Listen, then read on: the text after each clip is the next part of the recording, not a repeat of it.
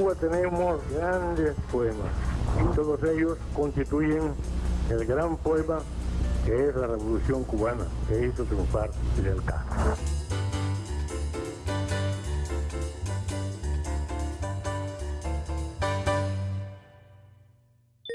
Saludos, gracias por acompañarnos en esta emisión. Hoy, en Los de la Unión, recordaremos la presencia en nuestro espacio de dos importantes promotoras del trabajo cultural comunitario. Estaremos recordando la entrevista que le realizáramos a Teresita Segarra y a Ana Nora Calaza. Acompáñenos.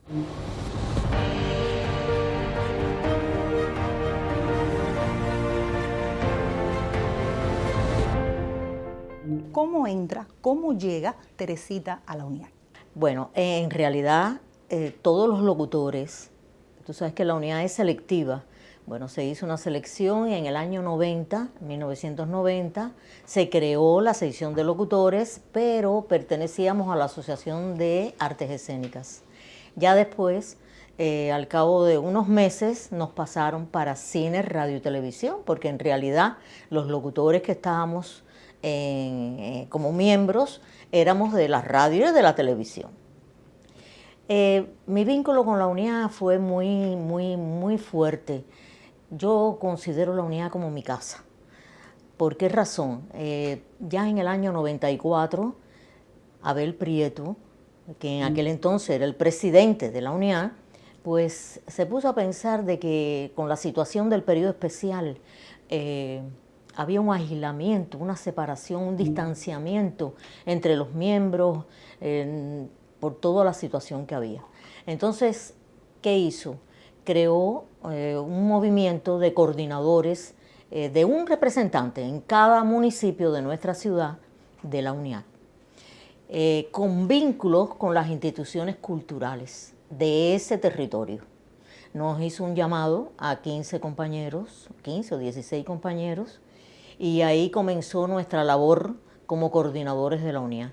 Por supuesto, durante un año fue presentando a cada coordinador en su territorio. ¿Cuál fue el de Teresita? El mío es Centro Habana. Centro Habana fue ese lugar de operación. 10 años estuve en Centro Habana. ¿Y qué empezó a hacer Teresita? Es decir, ¿era algo novedoso en aquel contexto?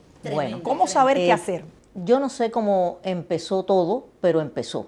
Primero la presentación, me presentaron a mí, a todos, en cada municipio, como te decía, ante el partido, ante el Poder Popular, las instituciones culturales y la membresía de ese territorio. Fue muy emotivo las palabras de bienvenida y de reconocimiento a mí, me las hizo Enrique Núñez Rodríguez. Y fue muy emotivo, muy emotivo. A partir de ahí ya empezamos los vínculos, teníamos, por supuesto, un reglamento donde nos indicaba qué hacer como coordinadores. Lo primero, lo más importante es tocarle a la puerta a cada artista y tratar de vincularlos, de llamarlos y de relacionarlos con las instituciones culturales. De eso tengo unas cuantas anécdotas. ¿Solamente eran artistas de la UNIAC o eran todos los artistas del municipio? Artistas de la UNIAC. El resto de los artistas, aficionados o no, era la Dirección de Cultura Municipal. Nosotros, por supuesto, estábamos, a ver, ¿cómo decirte? Había una persona de la Dirección de Cultura que nos atendía como UNIAC. Nosotros podíamos participar en los consejos de dirección de la Dirección de Cultura, podíamos proponer proyectos de los artistas que quisieran. Yo tuve un gran movimiento en el municipio Centro Habana. Incluso el primer aniversario de ese movimiento fue celebrado en Centro Habana, en el Callejón Hamel, porque el Callejón Hamel tenía unas características muy importantes y un desarrollo como el feeling con Angelito Díaz, la secundaria básica, que también es un proyecto cultural. Estaba Salvador González con toda aquella muestra de afrocubana. En fin, era un espacio muy importante y se celebró ahí. Abel quiso celebrar el primer aniversario allí en Centro Habana. ¿Cuál era mi función? Bueno, yo traté, por todos los medios de sumar, de convocar. Yo hacía mis reuniones mensuales, convocaba a los artistas y ¿qué hice? Creé equipos por cada especialidad, en las artes plásticas, en las artes escénicas, en la música, pero siempre orientados, dirigidos por la UNIA, por la Oficina de Cultura Comunitaria. ¿Comprendes? Que también teníamos reuniones, orientaciones de cómo encaminar la situación. Y fue famoso el proyecto de la California. Bueno, teníamos el proyecto, por ejemplo, Gladys Puy, que era el del concurso de la Guantanamera, Joseito Fernández, pero ella era en ese concurso el jurado. Tenía a Feria, Raciel Feria en las artes plásticas, Cristina Palomino, en fin, éramos todo un grupo que nosotros, yo te confieso que yo me entregué totalmente a ese proyecto, me convertí en una promotora cultural, caminaba por mis calles de Centro Habana, por Adis y Froilán, también que está en el Callejón Hamel, mira, se me había pasado la Galería Che Guevara, el vínculo con las escuelas, en fin, era una riqueza cultural que tú no te puedes imaginar. Me sentí muy realizada haciendo ese trabajo en Centro Habana y muy bien acompañada, muy escuchada, no solo por mí, no solo por las instituciones, sino también los artistas. Te puedo contar, por ejemplo, una anécdota que a mí me motivó muchísimo. ¿Cuál? Con Lucía Lago, que ella falleció. Lucía, que nosotros, porque se le celebraban los cumpleaños, los aniversarios, en fin, era tratar de motivar a estos artistas a que se sumaran. Y con Lucía fue rápido, le tocamos la puerta a la compañera de la Casa de la Trova, Grisel, que era a la vez la compañera que nos atendía por la Dirección de Cultura, y Lucía le dijimos, nosotros venimos porque queremos celebrarle sus 70 cumpleaños. A mí, sí. ¿Y usted qué hace? No, nada, yo estoy aquí, no, nada. ¿Cómo que nada? ¿Cómo, Lucía? No puede ser.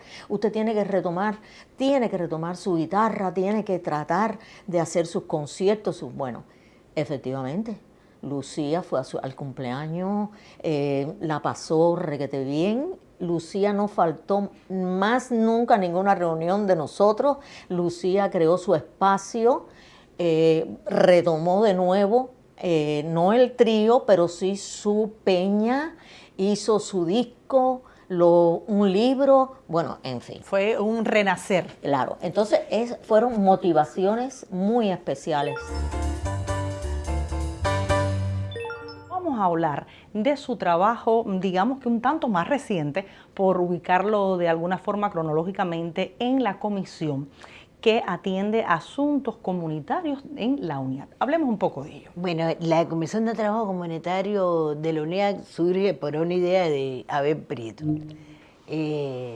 siendo presidenta de la UNIAD, para de alguna manera los artistas en pleno periodo especial con tanta dificultad y tantos problemas acercarse a la comunidad donde vivían y brindar lo mejor de sí, e incluso también estar pendiente de artistas mayores de edad que no tenían condiciones ni siquiera para llegar a la UNIAD, y nosotros ayudarlos. Así se crearon las comisiones de trabajo de cultura comunitaria con varios miembros de la UNIAD en cada municipio. Por ejemplo, a mí me tocó el municipio de Playa, que siempre digo que es un municipio especial, porque es un municipio de muchos contrastes.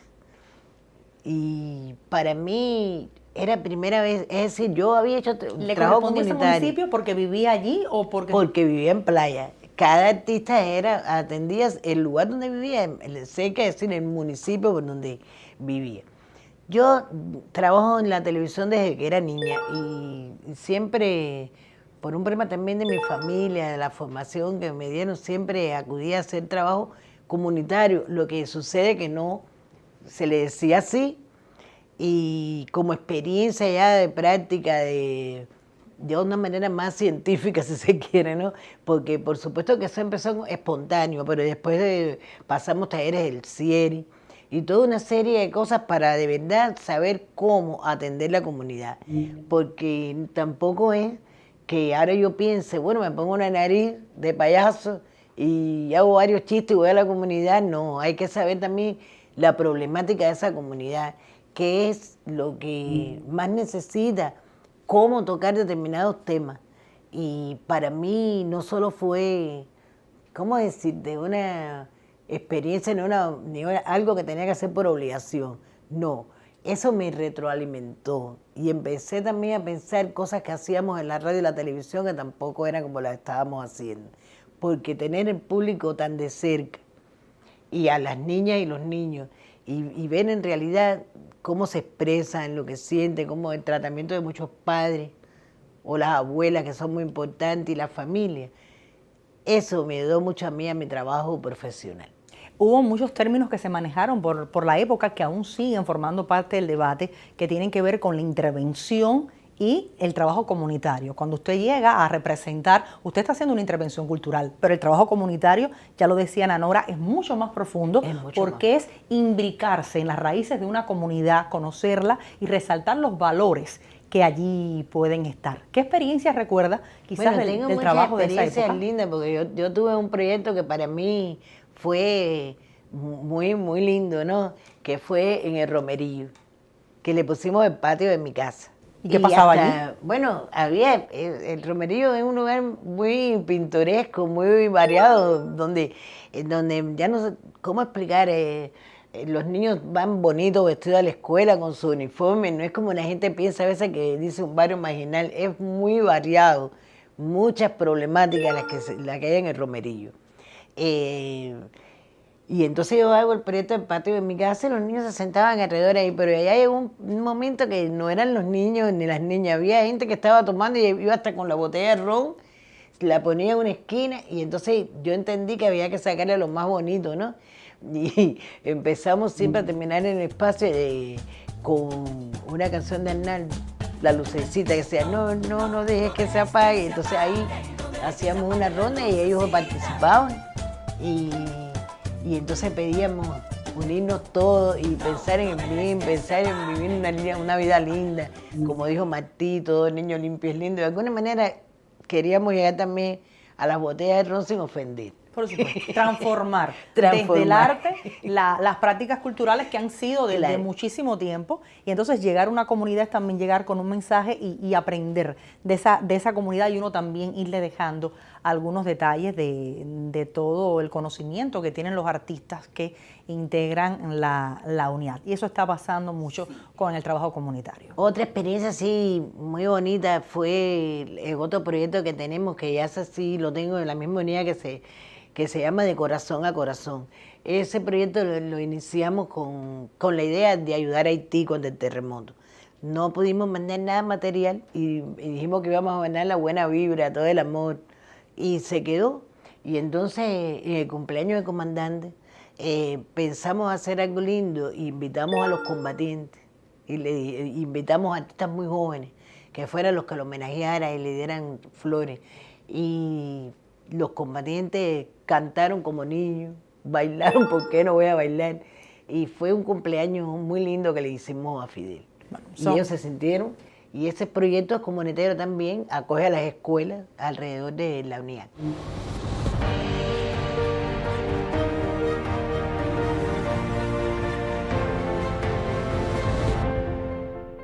Y hoy los de la Unión pues reseña la visita en nuestros estudios de dos importantes promotoras de la cultura comunitaria, Teresita Segarra y Ana Nora Calaza, a propósito del aniversario 63 de la creación de la Unión. Hablemos entonces de los proyectos de Teresita, porque me imagino que no solo tocó la puerta, sino que gestó también su proyecto personal. Efectivamente. ¿Qué ocurrió? Que, bueno, cambié de dirección, me fui para el municipio Playa, pero yo en Playa me sumé a la coordinación con Ana Nora Calaza. Y se me ocurrió crear un proyecto, porque a mí me encanta bailar casino. Soy fundadora de ese baile. Y entonces se me ocurrió hacer mi propio proyecto que se llama Casineando en Playa. Hace, bueno, ya 12 años. El 10º aniversario lo celebramos antes de la pandemia. Los bailadores están deseosos de que retomar el tema de Casineando en Playa. Lo he desarrollado durante esos 10 años en los círculos sociales, que para mí eso es cultura comunitaria, porque ahí era la gran familia del casino. Asistían los abuelos, los padres, los jóvenes, y 2, 3 veces al mes. Bueno, se desarrolló un movimiento muy intenso en todo el país, canciones de Moncada, canciones de orquestas de música popular bailable que hablaban de las ruedas de casino, de bailar casino, y veíamos a los casineros pues tomar... Claro, retomar el tema, porque es que el casino es parte de nuestra identidad. Hablemos entonces de Teresita en ese rol en el que estuvo defendiendo también un medio de expresión o artístico como la locución en Cuba, que también tiene un referente muy directo en la UNIAC. ¿Cómo no? Bueno, mi desarrollo como locutora comenzó en el año 70. Estuve 10 años en una programación variada, muy variada, hasta el 80, donde, bueno, hacía Buenas Tardes, A Jugar, Tránsito y sobre todo Farvisión. En esos programas estuve 10 años, bueno, hasta que fui para cumplir la misión en Angola, que fue en el 81. Ya, y a finales de esa década, pues empecé en los informativos, en la revista La Mañana, a hacer el noticiero de cierre, pero en realidad no era el trabajo fundamental mío. Y cuando regreso de Angola, bueno, yo soy periodista, me gustaba mucho hacer reportajes, hacer materiales, por su método de que hay que investigar y la cuestión de la edición, todo eso me fascina también. Y bueno, ya cuando regresé en el 83, ya comencé oficialmente en el noticiero de televisión. En el noticiero hacía todos los espacios, en aquel momento se hacían el de la 1, el de las 8. No había una definición, así se podían mover nos movían por todos los espacios. Y con parejas. Mis parejas fueron, bueno, Serrano, Máximo, Nápoles. Comencé con Manolo Ortega, con Pera, por supuesto, son mis maestros. Pero bueno, era un intercambio que eso nos favorecía muchísimo, sobre todo para mi desarrollo como lectora de noticias, ¿no? Mi patrón, sinceramente te confieso que fue en la lectura de noticias fue Manolo Ortega. Manolo era estelar. En el resto de la locución, Germán Pinelli. Ese fue mi patrón preferido. Pero en el noticiero teníamos la posibilidad no solo de hacer el noticiero, sino también recibimientos de presidente, la marcha del pueblo combatiente, en fin, Operación Tributo, todo. Yo participé en todos esos hechos, en todas esas situaciones que ha vivido nuestro país. En la marcha del pueblo combatiente, inclusive mi punto era, bueno, el primero fue en Quinta y 60, después fue en el helicóptero, yo reportaba desde el helicóptero, y el segundo fue en Malecón, y el tercero fue en el 1 de mayo. Ya después, bueno, ya te digo, la actividad en el noticiero fue para mí muy profesional. O sea, porque cuando llegó el teleprompter fue nuestra salvación. Antes teníamos que bajar la vista, subir. Ahora ya podíamos hablarle a los ojos al televidente mirando el teleprompter. Y para mí eso fue maravilloso. Estaba más libertad. No, yo me identifiqué muchísimo con ese aparato. Y bueno, llegó al punto que me decían hasta la señora teleprompter. ¿Sí? Claro, porque tenía esa de poder hablarle al televidente el sentido que tenía cada noticia. Claro. Que es muy importante, la interpretación de las noticias. Y yo me identificaba muchísimo con eso. Quisiera referencia a cómo desde la UNIAC también se procuró desde determinado momento que los locutores tuviéramos una mayor unidad, y no solamente la unidad de gremio, sino una unidad desde la preparación, desde las cátedras, desde los eventos de locutores. Fue muy interesante esa mirada que se llevó hacia esa preparación profesional y hasta científica de la locución. Ahí también estuvo. Sí, estuve, como no, con Marialina Grau. Yo pertenecía a la sección, al ejecutivo de la sección de locutores. E inclusive con Mari hicimos talleres dentro de la propia UNIAC, hicimos 2 talleres de locución, y muchos de los que están hoy ahí participaron con nosotros en esos talleres que dimos en la propia UNIAC. pero a lo que tú te refieres son los encuentros científicos que tuvimos, que hemos tenido, tanto en Camagüey como en Ciego de Ávila también. en Ciego de Ávila, y siempre ha resultado muy interesante porque ese intercambio con los locutores de las provincias que tienen otra experiencia a la nuestra, o sea, yo pienso que tienen más trabajo, tienen más actividad, más posibilidad de desarrollo, porque, a ver, yo siempre me he dicho, yo soy una privilegiada porque yo, por ejemplo, pude intercambiar y pude nutrirme, ¿no?, del conocimiento de mis profesores, de mis antecesores. El locutor tiene que observar mucho a otros locutores, ¿me entiendes?, para poderse desarrollar y estudiar y hacerse, porque no solo es la técnica de la locución, es también el interiorizar lo que tú dices, es interpretarlo, es sentirlo, es sumártelo a ti, es para lograr esa naturalidad. En fin, son muchos elementos y esos encuentros fueron muy importantes, inclusive intercambios con locutores internacionales.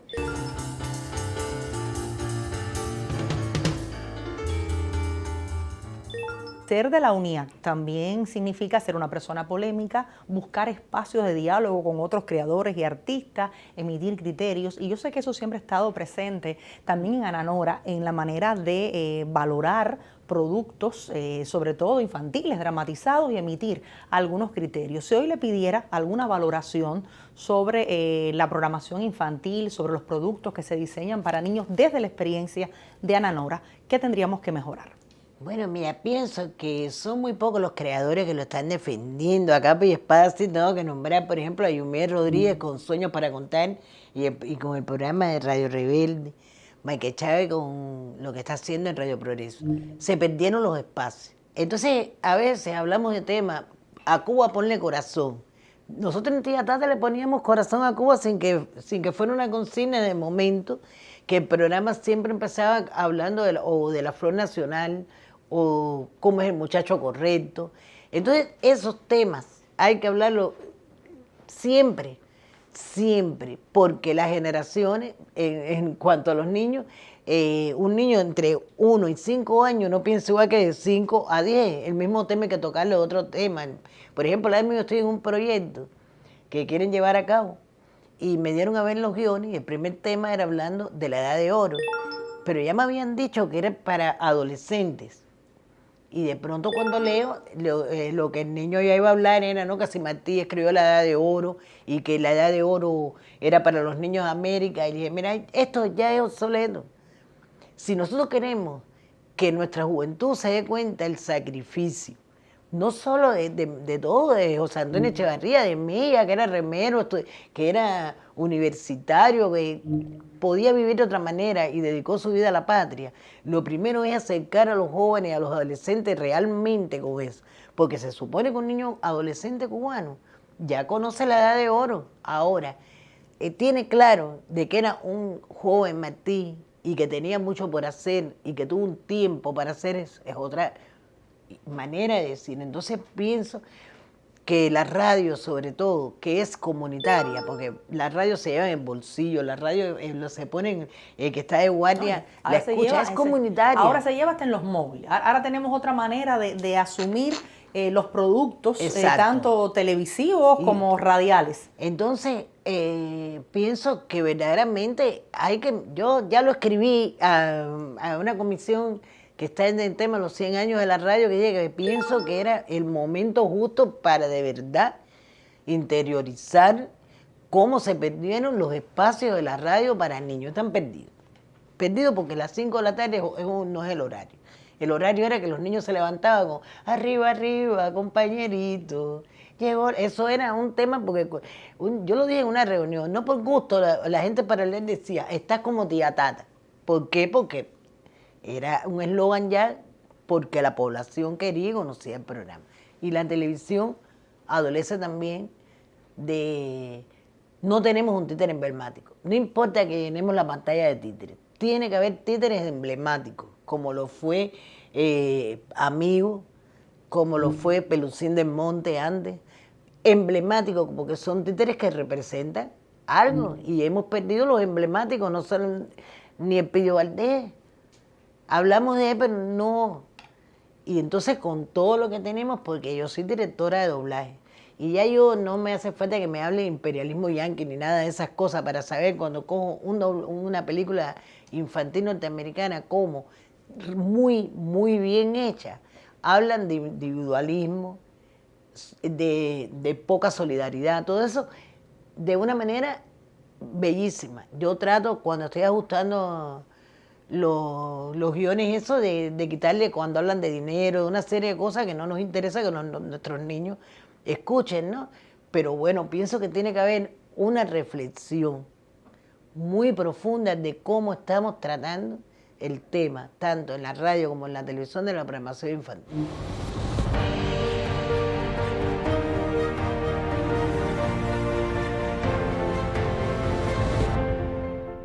Y así vamos cerrando esta emisión. Hoy dedicamos nuestro espacio a la cultura comunitaria, recordando la presencia en nuestro programa de Teresita Segarra y Ana Nora Calaza. Nos encontraremos la próxima semana. Yo le estaré esperando aquí en Los de la Unión.